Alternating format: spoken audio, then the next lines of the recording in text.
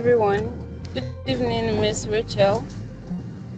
Good evening, everything with her. Good evening. Good evening. Can we hear me, please? Good evening, ma'am. Yes, Is Mr. Olamide here? I was here Please, if you can anyway. hear me, sir, can you? Okay, right. Good evening, everyone. Okay, welcome to another episode of our weekly theme-based discussions. And today we're discussing. Okay, we started a new series, "The Teacher as a Leader," and today we're discussing aura and morals. And Mr. Rachel here is going to take us through this.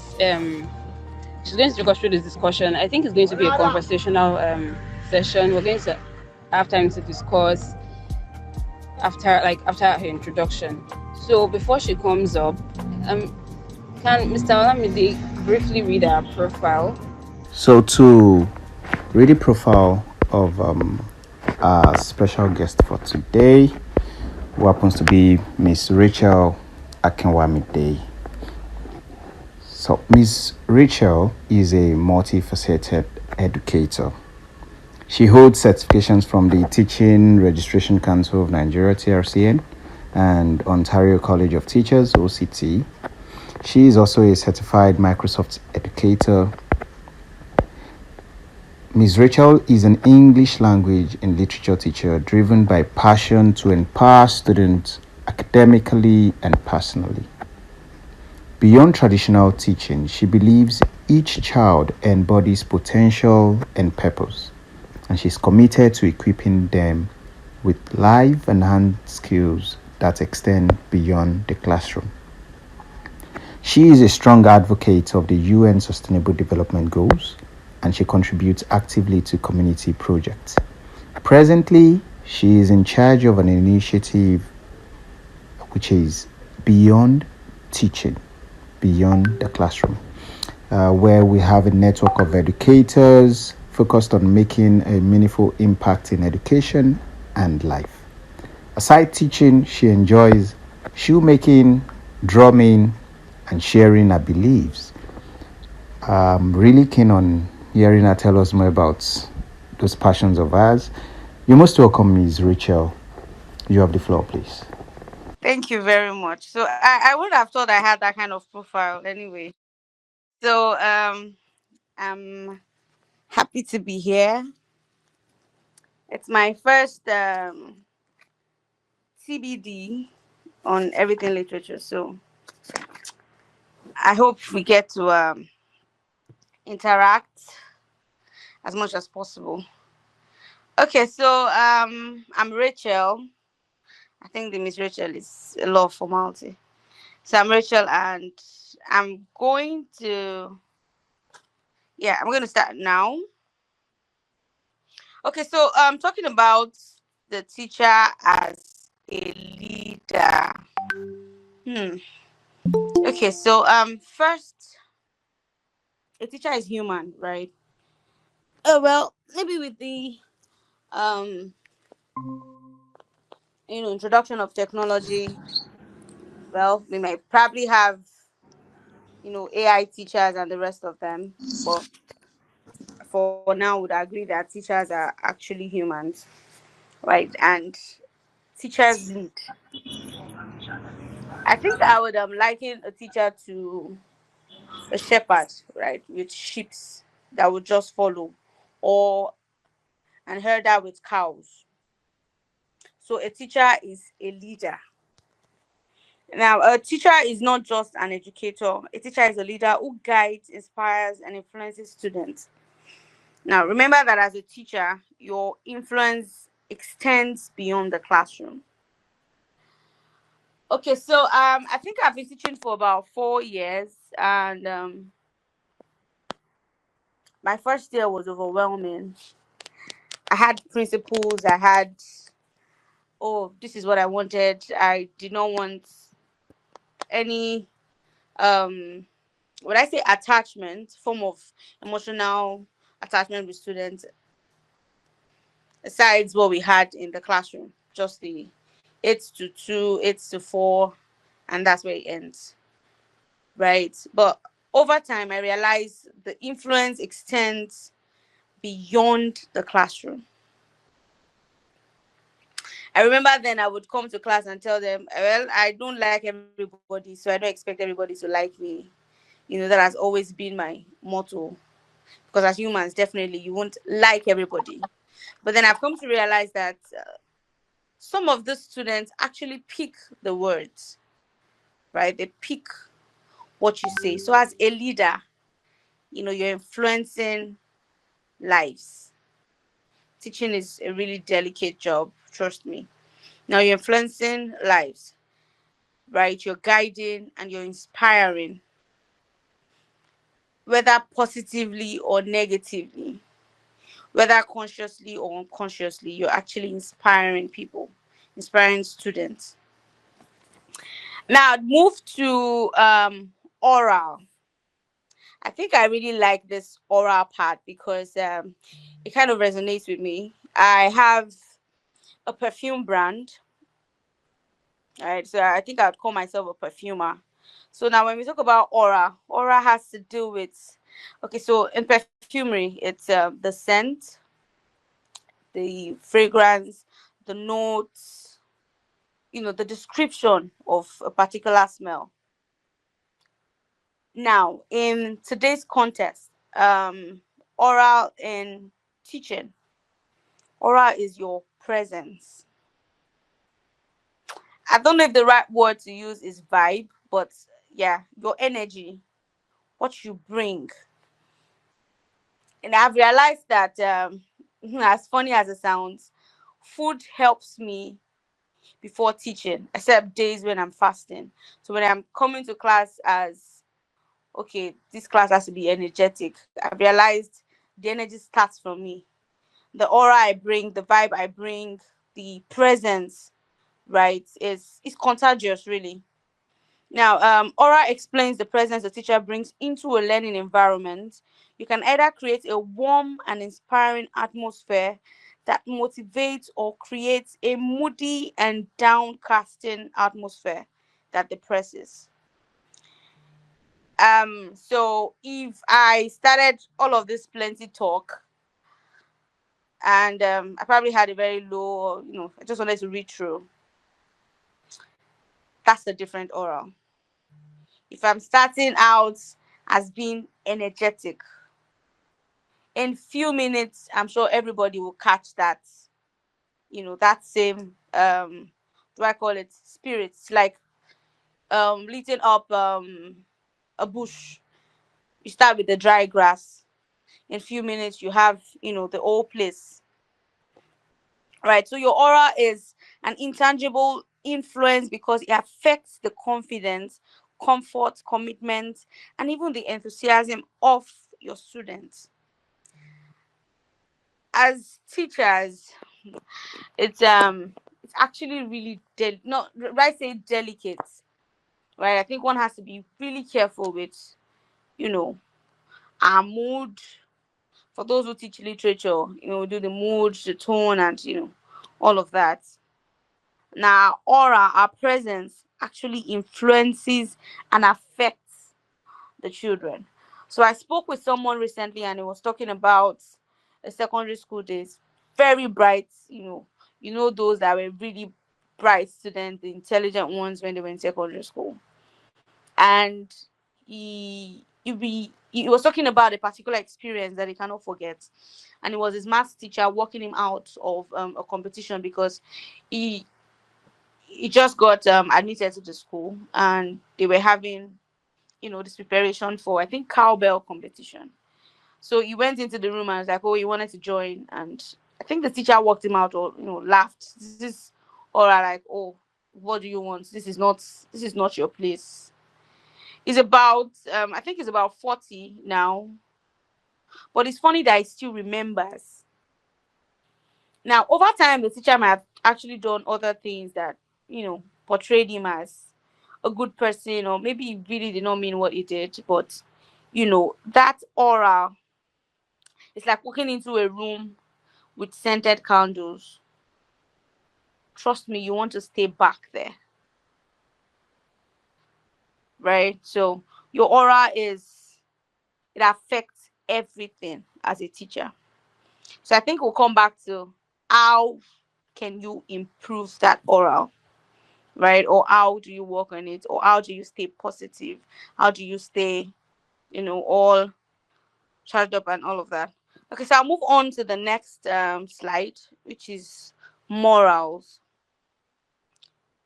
Now, when we talk about morals, this is the foundation of trust and respect. Our value system as teachers and setting them on a positive path for the future. Now, when we say morals, right? Strong morals form the foundation of a teacher's influence. When you have good moral, I'm not going to use background, but when you're morally, do I say fit? Right? When we talk about morals, we're talking about integrity, honesty, fairness, respect, commitment, and all of that. It forms the foundation of your influence. Now, you can't teach what you don't have.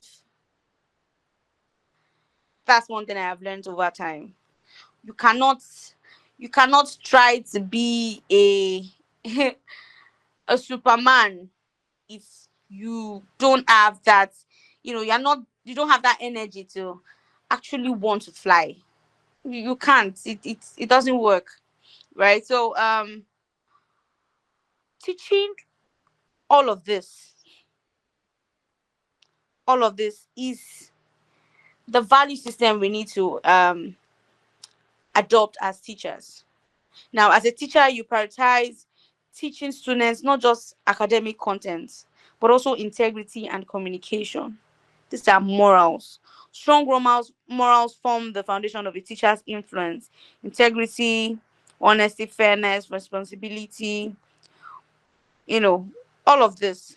Now, your commitment to both language mastery and moral development shapes your students' character, helping them become not just good communicators, well, as English teachers or teachers of, other languages or other subjects, right? We're not just teaching to build. Yes, it's important for them to have a mastery, right, in whatever subject it is, but then we're helping them become well-rounded individuals with a deep respect for ethical values. So it is very, very important. Our morals are, you know, as important as the aura is, our morals actually same. Now, a teacher's influence is not limited to academic success. It's about shaping future citizens with strong morals, a positive outlook, and an enduring drive to improve the world. Every now I don't want to use the word corrupt. So every child has passed through a teacher one way or the other, right? It could be in the church, it could be in the mosque, it could be even while playing, right? For instance, you play football, you meet a Hello, teacher. Rachel. All right, so okay, uh yep. Okay, so as a teacher, right, with a unique aura and moral foundation, you're not only educating students in the present, but also preparing them to be compassionate, ethical, and motivated leaders of tomorrow. So your oral, your morals are really important. Okay, so I think I'm going to Miss Precious. I think, yeah, the floor is open.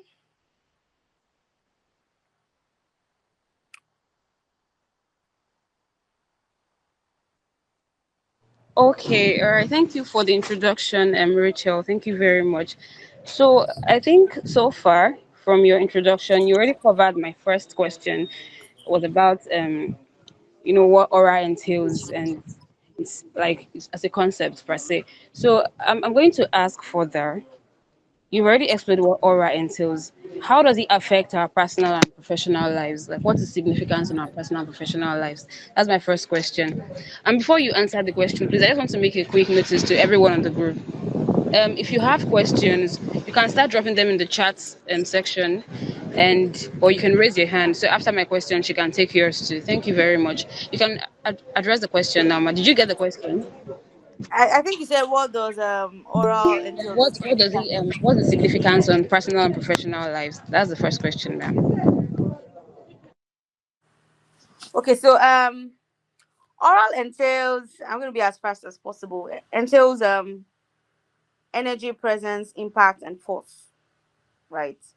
EPIF, energy, your presence, your impact, your force. Now, how is it significant? It influences and enhances everything, right? Okay, so I think I made reference to perfumes. Now, just as perfumes linger, it creates a memorable yet invisible impact. It's the same way our oral, right, is significant even in our personal and professional lives. Yeah, so over to you, Miss Precious. Okay, thank you very much, ma'am. So, before I continue with my other question, if you also have contributions apart from questions, if you have something to add to what Miss Rachel has been saying so far, you can also raise a hand, and you'll be given a chance to ask your question or make your contributions. Thank you. So, moving on, my second question is, as educators, how important is it for teachers to be mindful of their aura around students, and how can they intentionally create a positive atmosphere? Ms. Rachel, did you get my question? How can they? Intentionally create a positive atmosphere. How can they be mindful of their aura around their students first, and how can they intentionally create a positive atmosphere? That's the question, ma'am.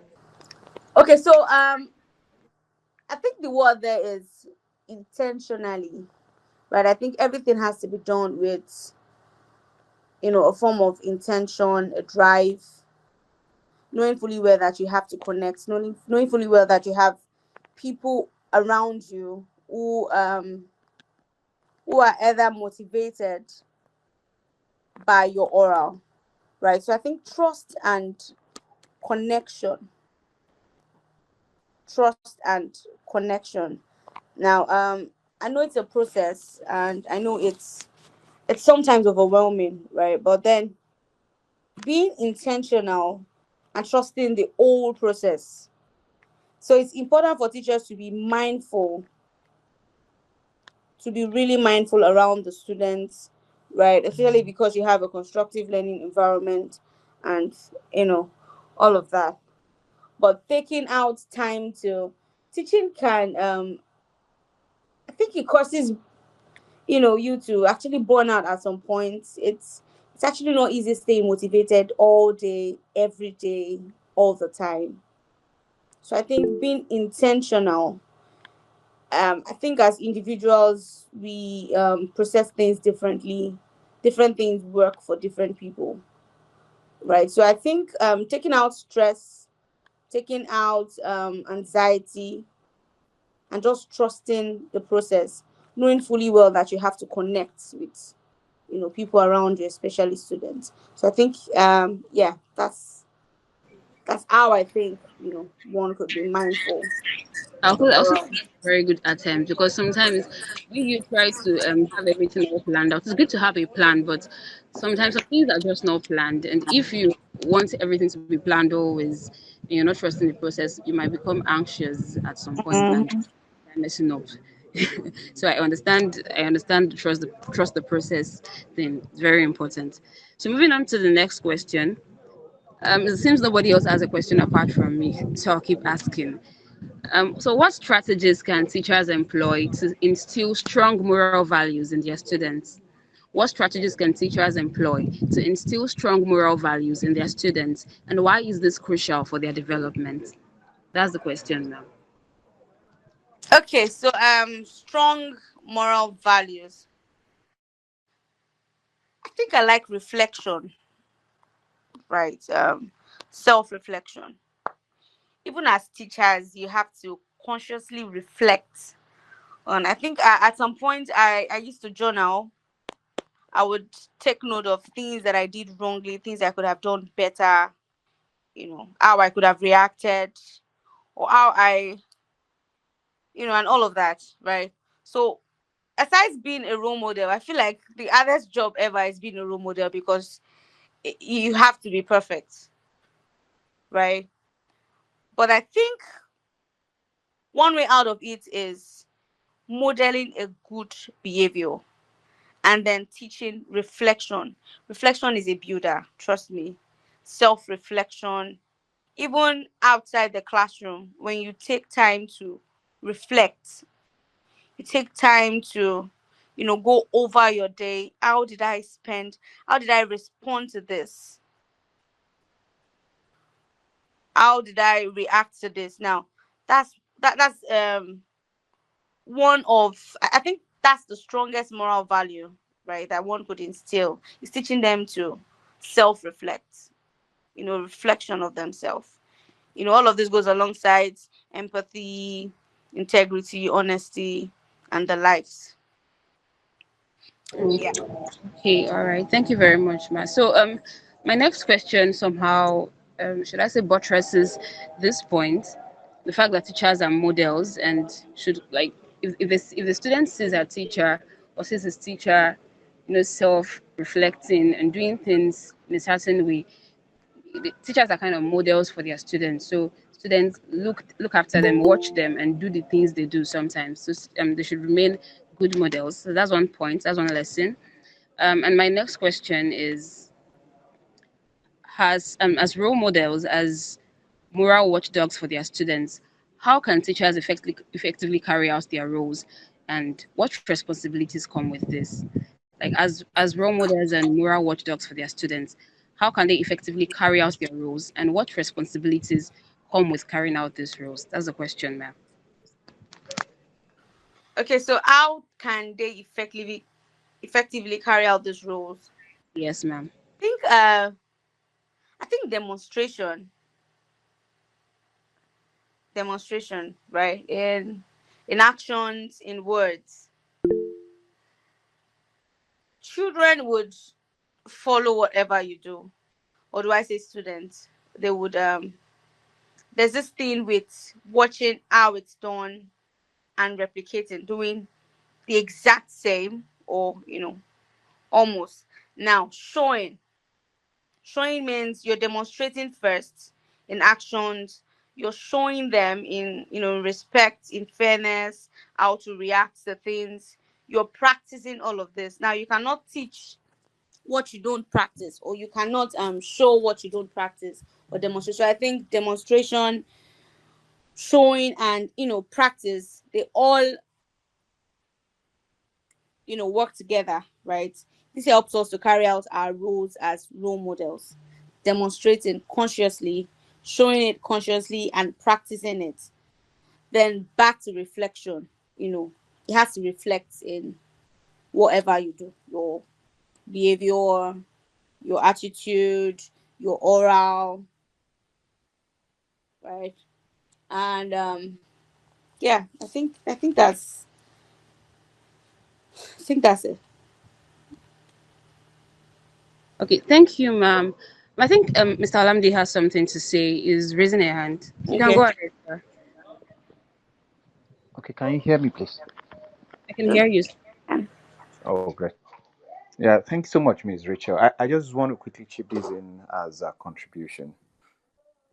So she actually mentioned one or two things that I wanted to mention for now, which has to do with how students learn from our actions and inactions. How do I mean? You know, through what we say, how we say it, and what we even do in the presence of these children goes a lot. Okay, so modeling is something that has to do with action, because even when we look at fashion models and all that, it's by action. So let me make it more practical. I'm a man. There are female colleagues at work and all that. I try as much as possible to keep the mannerism by which I greet female colleagues to be within professional limits. I personally don't play with female colleagues in a way whereby, I mean, in the presence of these children, in a way whereby it can hold question marks. Because this topic that we are handling now is not something that it's physical or maybe something we can physically quantify. It has to do with mannerism, it has to do with attitude, it has to do with a value system. So I'm just trying to chip that in, that what how we act in the presence of these children when we are interacting with our colleagues, not even with them alone, Hmm. goes a long way. They pick it up. They see to it that, oh, are you truly a woman of value? Are you a man of substance? Are you loose as a lady? Or are you responsible as a man? Those kind of things. Okay. Then the next one is how we interact with even the students themselves. For instance, when I notice that a student don't really greet good morning, sir, or good morning, ma, after correcting the first time that, hey, when you greet, you say good morning, sir, good morning, ma. If the student keeps on saying, oh, good morning, the next thing is I try to respond that student by saying, oh, good morning, sir. So it kind of communicates or send a signal to the child that, oh, if I'm too big to greet this man, good morning, sir, then I feel like he's too small or too humble enough to greet me back, good morning, sir. So before you know it, you kind of communicate that, or you instill that value in them, and it's a kind of presence as well, just as. So let me just keep it short. That's just my little contribution to it. Thank you for that contribution, sir. Um, Miss Rachel, do you have anything to say before I go on? No, I think I could relate with what Mr. Olamide said. It's absolutely right. Okay, so from the I want to, okay, so try to say the tiniest things relating with colleagues. I did not even look at it, right, that aspect.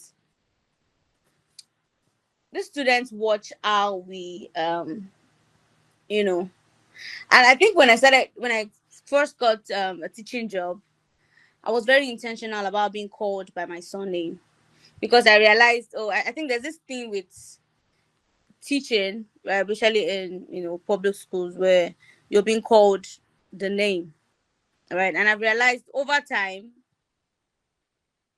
they pick, right? The students are, oh, they want to pick the name and feel safe, or do I say feel comfortable to relate with you the way you'd. So yeah, I think Ms. Olamide was right about you know our demonstrations, our practices, even among colleagues in the workspace, in the school. Yeah, thank you. Thank you, Miss Rachel. So, my last question is more like a personal one from your opinion. So, in your opinion, what would you say are three non-negotiable moral values that you believe or you think teachers and students should have? And why do you think they should have it? Why are they essential? That's the question, man. Did you get it? Moral values. Yeah, the three moral values that are non-negotiable for you that you believe teachers and students must have or should have, and why you think they are essential. Hmm. So first, integrity, right? When you're honest and consistent in your actions, it shows you have integrity. It takes us back to how we take our classes, how we you can't just constantly, even as a counselor, you can't just constantly tell them, oh, this is what I want you to do, this is how it should be done. You know, the students, I won't say they see beyond the teachers, right? But integrity is one moral value that is you can't negotiate it. You can't, there's no way around integrity, right? So being honest and consistent in your actions is non-negotiable. Another one is being accountable, accountability and commitment, right? Taking responsibility, whether your successes or you know your mistakes. As I remember when I was in secondary school, I don't think I ever had, okay, I only had a teacher who apologized after she did something wrong, or you know. So I think it's a way of, oh well, I'm a teacher, I'm perfect and all of that. I consciously tell myself or act, responsible, right? I take responsibility for my actions. So integrity, accountability, and commitment. And I think the last one is empathy, right? Understanding perspectives, understanding and sharing feelings. It goes beyond, well, I really don't care about them. I think kindness, compassion, understanding is non-negotiable. It's non-negotiable. If you're kind, it's visible. If you're understanding, it is visible. These are moral values that are like core and are non-negotiable. So I think that works for me. Do I'm a work in progress in, right, and still working on myself. But I think these three things are what I consciously tell myself. You can't negotiate with this. These are values that you have to. Thank you, ma'am. Thank you, ma'am. And okay, Yes, are you I done am. now? Okay, thank you, ma'am. I think you give us four things actually. You gave us honesty, accountability, empathy, and something about started with a C. I didn't take Commitment. commitment, so that's four. Yes, you gave us four things, and I think it works for almost everybody. Okay, let me speak for myself. I think it works for me too, and it should work for almost everybody too. I think it's just like a basic guideline or basic moral value that every teacher should have. Thank you for handling this session, ma'am. I'm really grateful. I think everybody here also learned one or two things. Thanks to everybody that joined. We've come to the end of today's discussion, and since nobody else has a contribution, Salamide, do you have a contribution or something to say? Your hands are still raised. Oh, yes, I just have a question, if you don't Oh, mind. all right, I don't mind. Okay, so quickly, these are addressed to the House and particularly Ms. Rachel. So, taking a look at our country, it, it's falling apart. We have more of young girls thinking about doing hookup. Young boys who are more interested in, let's say, um, internet fraudsters and all. Do you think that all of these social vices rise has something to do with teachers failing to be inspiring leaders to their Hmm. students? Because personally, the reason why I'm asking is because personally, I consider it as a failure on my part if after secondary school I see one of my students pregnant.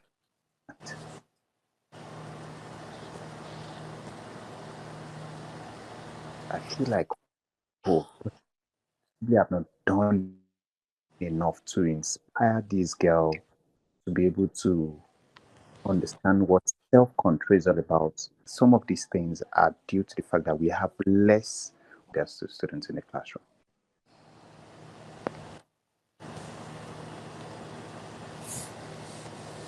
Miss Rachel, I think the question was to you, ma. Okay, so thank you, Mr. Alamide. Well, I won't say the value system has changed. I think a lot has actually really changed, with even the kind of, okay, so I'm not going to make reference to any teacher in particular, but I've seen teachers who encourage some of these things, right? Who feel like, and well, that it's all money. Now, if you look at most of this, it's all money. So I remember when I newly got posted to a particular school, one of the students got pregnant, and I think I was forced actually to go to the clinic with her to run a test. And I don't think I've ever been as embarrassed as I was that day. And I realized it wasn't just her that had the problem. It was the teachers who felt like, well, they could maybe not condone, feel like some things have just gone out of place, and it takes a whole lot. They say it takes it's not one person will not build a nation, right? I think it takes a whole lot of people to really sit back and remodel their morals. Remodel what they what they think is, or what they would call value, right? So you have children who would buy buy drinks, want to pay off, or settle a teacher and all of that. And then we find teachers who would encourage and take from that. Now all of this, right, as made it a, I won't say a norm, but it's gradually becoming a norm in our society, where people feel like, well, this if it's not Yahoo, then oh, she's getting pregnant for one. When I was in secondary school, I don't think it was like that. When I was in uni, so I don't think it was. But over time, it's becoming worse. So I think maybe if we had more teachers, or we had a megaphone, and we could, you know, continuously remind teachers or leaders that in charge, that our morals hasn't fallen out of place, right? We understand the decadence, and you know but then we still hold in high esteem some of these things, or all of it. So I think it's well, whatever environment, whatever community you find yourself, it's just right that you make impact, as little as it might be, you know help someone, hoping that that someone who is helping the next person. Right now, it might not be financial, it could be a word, it could be because students are children, whether they are 18, whether they are 12. Over time, you just realize you've made some mistakes, and you wish, oh, this person was there to actually tell me. It's even as adults, right? We get to that point. So yeah, I think that's what I have to say to your question. Thank you very much, Miss Rachel. So on that note, we've come to the end of today's theme-based discussion, and I believe from everything that has been discussed today as teachers, we have a lot to ponder on and also work on afterwards. Thank you for joining today's discussion, everyone. Thank you, Mrs. Olukotsun. Thank you. I think Bosede Dikwa. I don't know if if it's a female or a male. Thank you for joining in. I didn't introduce myself at the beginning of the discussion due to some unavoidable factors. I'm Precious Olawole, and I host the weekly theme-based discussions on Wednesdays. On this theme-based discussion is anchored by Everything Literature Limited, and we have weekly activities. We have a community, the network, where we share grow and develop ourselves. So on Mondays we have what we call plan, ask, and share. On Tuesdays we have trivia and teaching tips. We had one yesterday. If you're in the group, you would have seen it. It was anchored by Noah. On Wednesdays like this, we have theme-based discussions and a Q&A session afterwards, like we're having now. On Thursdays, we have a peer review and feedback. Fridays are for virtual reading. Virtual would send a book or a poem or something for us to read and give commentaries on. On Saturdays, we have virtual chats tagged "If I Were to Be the Minister" for.